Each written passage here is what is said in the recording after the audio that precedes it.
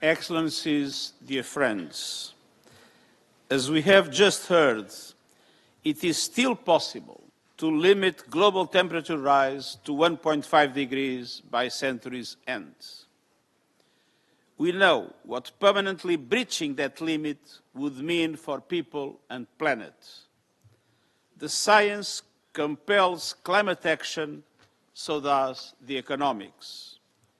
Clean energy is powering jobs, growth and sustainable development, generating the fastest and cheapest electricity, insulating economies from volatile fossil fuel markets, providing energy security and sovereignty, and helping to deliver clean and affordable energy for all. Despite vast fossil fuel subsidies distorting markets, clean energy received double the investment of fossil fuels last year. The bottom line, clean is competitive and climate action is imperative.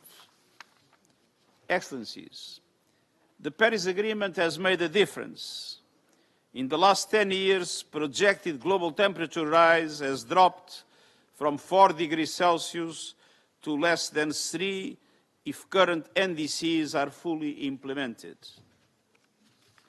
Now, we need new plans for 2035 that go much further and much faster, delivering dramatic emissions cuts aligned with 1.5 degrees, covering all emissions and sectors, and accelerating a just energy transition globally. Your new plans can take us a significant step forward.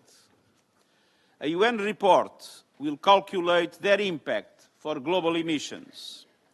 If they fall short, we must create the conditions for a decade of acceleration.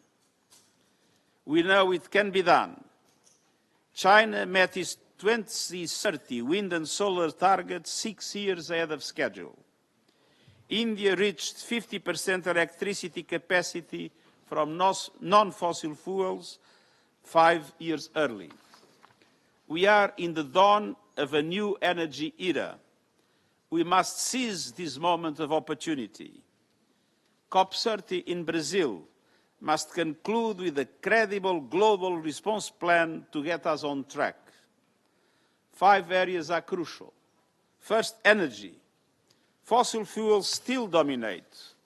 We must supercharge the clean energy transition, investing in grids and storage to unlock the full potential of renewables, lowering capital costs for developing countries, and redirecting fossil fuel subsidies to a just transition. Second, methane, a potent global heating gas. Drastic cuts this decade are essential, and most can be achieved quickly and cheaply. The International Energy Agency estimates fossil fuel operations could cut 40% of methane emissions today with no net costs. Third, forests. We must end the destruction of nature's greatest carbon sinks. This could deliver 1/5 of needed emissions reductions by 2030. Fourth, heavy industry. We have seen important advances in technologies to cut emissions from steel and cement and heavy transport. They must be deployed urgently. Fifth, climate justice. Developing countries that did least to cause the crisis are suffering the most. Climate disasters are inflicting damages that exceed the GDP of some small islands. Droughts and floods are taking lives, fueling anger and inflaming conflict, all while finance gaps prevent investments in adaptation and resilience.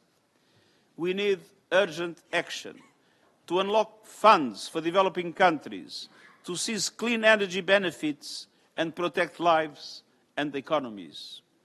And that requires reforming the international financial architecture to strengthen developing countries' participation. We need effective debt relief and scaled-up solutions like debt swaps and disaster pause clauses. We need a major increase in the lending capacity of multilateral development banks and significant contributions to the Loss and Damage Fund, including from innovative sources, and a major boost in adaptation finance, with developing countries meeting their pledge to double funding this year.